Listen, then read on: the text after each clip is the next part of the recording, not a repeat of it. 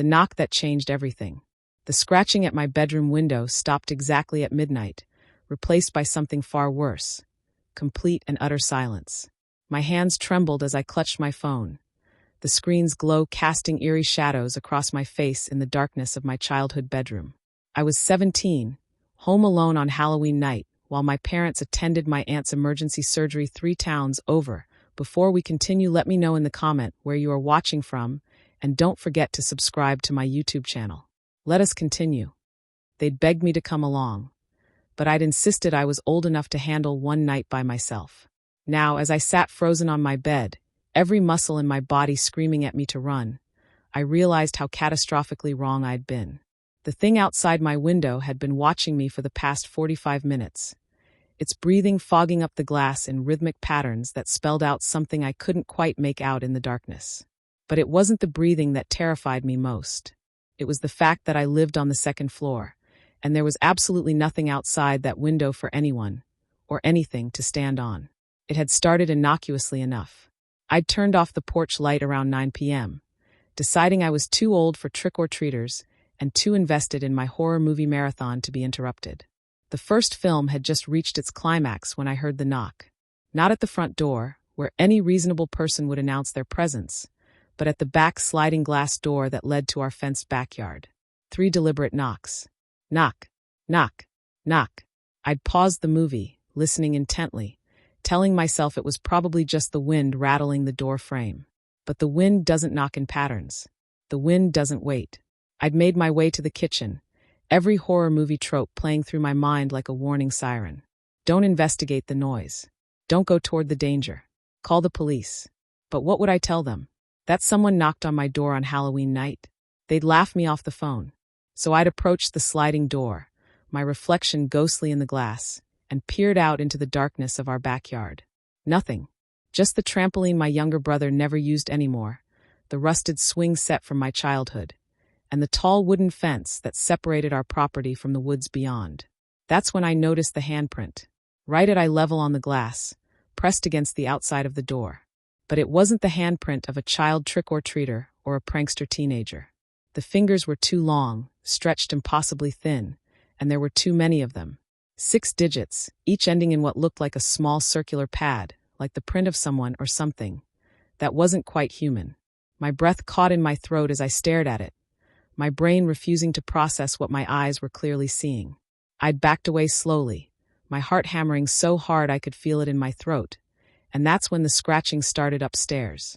Deliberate, methodical, like fingernails or claws, dragging across glass in a specific rhythm. Scratch, scratch, scratch. Pause. Scratch, scratch, scratch. Pause. It was coming from my bedroom window. Now here I was, barricaded in my room with my desk chair wedged under the doorknob, watching as the fog on my window continued to accumulate in strange patterns. My phone showed 12:03 a.m. My parents wouldn't be home until at least 3 a.m., probably later. I tried calling them 6 times, but the calls wouldn't go through. Not disconnected, not sent to voicemail. They just wouldn't connect, like something was interfering with the signal. The same thing happened when I tried to call 911. Just silence on the other end, followed by a strange clicking sound that reminded me of insect legs on pavement. The breathing outside my window suddenly stopped. In the resulting silence, I heard something that made my blood run cold. Footsteps on the roof directly above my head. Slow, deliberate footsteps, as if whatever was up there wanted me to know it was there. And then, cutting through the terrified haze of my thoughts, came a sound that shouldn't have been possible. My mother's voice, calling my name from downstairs. "Sweetheart, we're home early. Come down here, please." But my mother was 3 towns away at a hospital. And that voice, while it sounded exactly like hers, had something wrong with it. The cadence was off, the inflection too perfect, like someone or something had listened to a recording of her voice and was playing it back with just slightly too much precision. The footsteps above my head stopped. The house fell silent, and I realized with growing horror that whatever was in my house, whatever had been at my window and on my roof, was now downstairs waiting for me, waiting to see if I would be foolish enough to come down. That's when I remembered. I'd locked all the doors. Every single one. I'd checked them twice before settling in for the night, a habit my paranoid father had drilled into me since childhood. So how did anything get inside? How was something downstairs calling out to me in my mother's voice? But not quite human. The pauses between words were a fraction of a second too long. The concern in the tone was present, but it felt painted on, artificial. I pressed my back against the headboard of my bed, my eyes darting between my bedroom door and the window.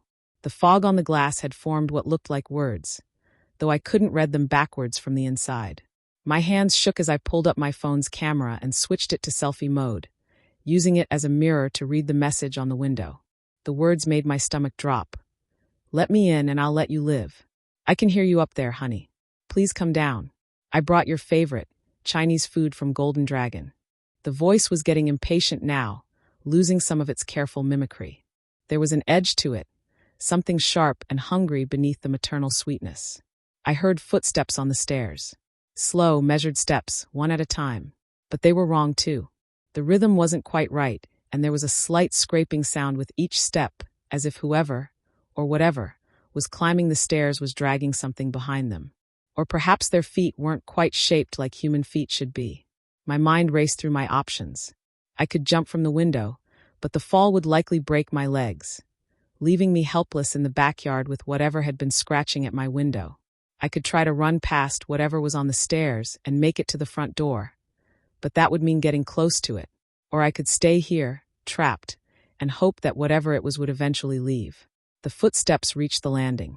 I watched in horror as the shadow under my door shifted, indicating that something was standing right outside. The doorknob began to turn slowly, testing the lock. When it didn't open, the thing outside went very still. I could see its shadow through the crack under the door, and there was something wrong with its proportions.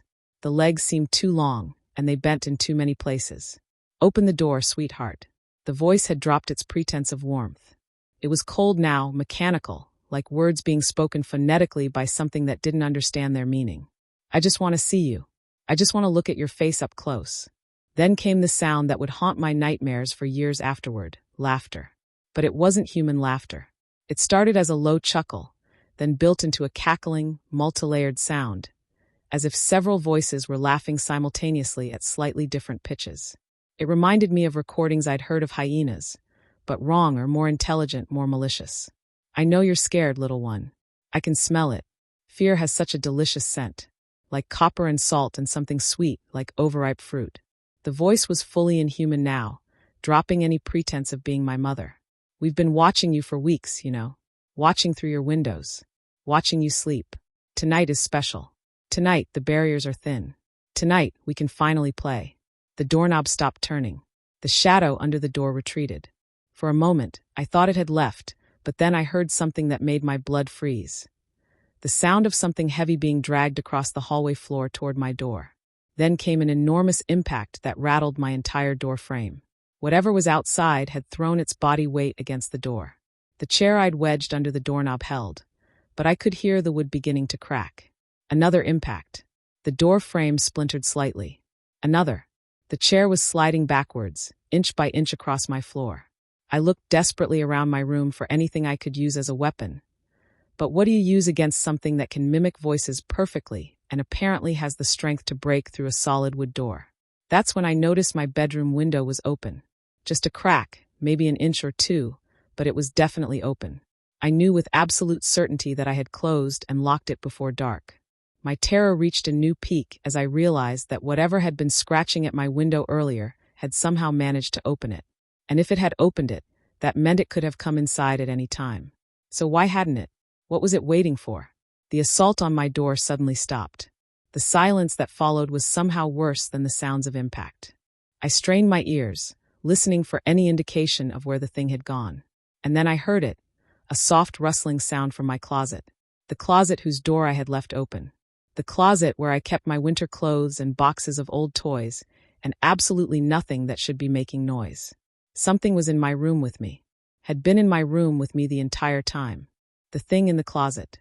My eyes had adjusted to the darkness enough that I could make out the shapes in my room. My desk with its clutter of textbooks and old art supplies, my dresser with its mirror that reflected nothing but shadows, and my closet with its gaping black mouth of an opening that now seemed to pulse with a life of its own. The rustling came again, like fabric being pushed aside by something moving through it deliberately, carefully, trying to remain undetected, but not quite succeeding. I remained frozen on my bed, my phone clutched so tightly in my hand that my knuckles had gone white. The thing outside my door, if it was still there, had gone completely silent. Had it somehow communicated with whatever was in my closet? Were there multiple things in my house? My mind flashed back to that voice saying, "We instead of I. We've been watching you. We can finally play." The rustling stopped. In the profound silence that followed, I could hear my own heartbeat thundering in my ears. So loud I was certain anything in the room could hear it too. Then, from the depths of my closet, came a sound that made every rational thought flee my mind. The music box. The antique music box my grandmother had given me before she passed away. Tucked away on the top shelf of my closet, because its tinkling melody creeped me out even in daylight. It began to play its haunting lullaby, the notes hanging in the air like ice crystals. But there was something wrong with the melody. It was playing backwards. I watched in frozen horror as a hand emerged from the darkness of the closet. But calling it a hand was generous. It was pale. Not the pale of human skin, but the pale of something that had never seen sunlight, the color of a fish's belly or the underside of a mushroom found in a cave. The fingers were those same elongated digits I'd seen in the handprint on the glass door. 6 on each hand instead of 5, and they ended not in fingernails but in small, circular pads that seemed to secrete some kind of glistening moisture. The hand groped along the floor of my closet, feeling its way out, as if searching for something, or someone. My breathing became rapid and shallow as I watched a second hand emerge, then an arm, then another arm. 4 arms. Whatever was pulling itself out of my closet had 4 arms. I wanted to scream. Every cell in my body was screaming at me to make noise, to alert someone, anyone, to what was happening. But some primal survival instinct kept me silent, some deep-seated knowledge that making a sound would be the worst possible thing I could do right now. So I watched, my hand trembling as I slowly raised my phone and turned on its camera, pointing it toward the closet. Through my phone's screen, illuminated by the faint glow, I could see it more clearly. The thing that was pulling itself out of my closet wasn't trying to hide anymore. It wanted to be seen. Its body was impossibly thin and elongated, covered in that same pale, slick skin. Its torso emerged, revealing not 4 arms but 6, 3 on each side, jointed in places that made my eyes water to look at. And then came its head. I will never forget that head as long as I live. It was vaguely humanoid in shape, but stretched and distorted like a reflection in a funhouse mirror.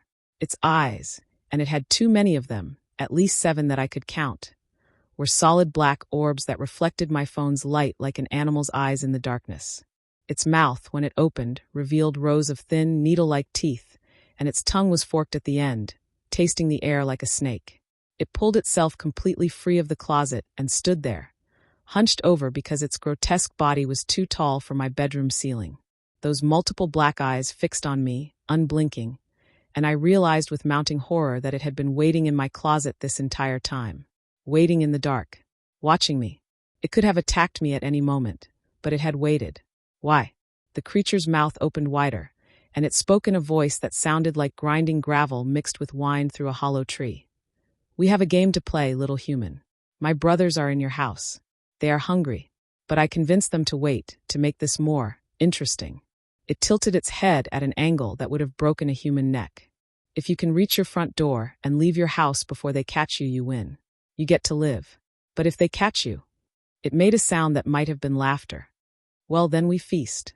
I found my voice, though it came out as barely more than a whisper. What are you?" The creature's too many eyes seemed to sparkle with something like amusement. "We are the reason your ancestors told stories around fires. We are the reason children fear the dark. We are the things that were and should not be, the errors in creation, the shadows between stars. But tonight we are simply hunters. And you, little human, are prey." It retreated backward into my closet with a speed that seemed impossible for something so large, folding its multiple limbs in ways that made my brain hurt to process. "The game begins now," its voice echoed from the darkness. "Run." I didn't need to be told twice. I leaped from my bed, grabbed the chair from under my doorknob, and yanked open my bedroom door. The hallway was dark, illuminated only by the faint light from the street lamps filtering through the windows. I could see the stairs at the end of the hall, leading down to freedom. But I could also see shapes moving in the darkness, hear breathing that came from multiple directions.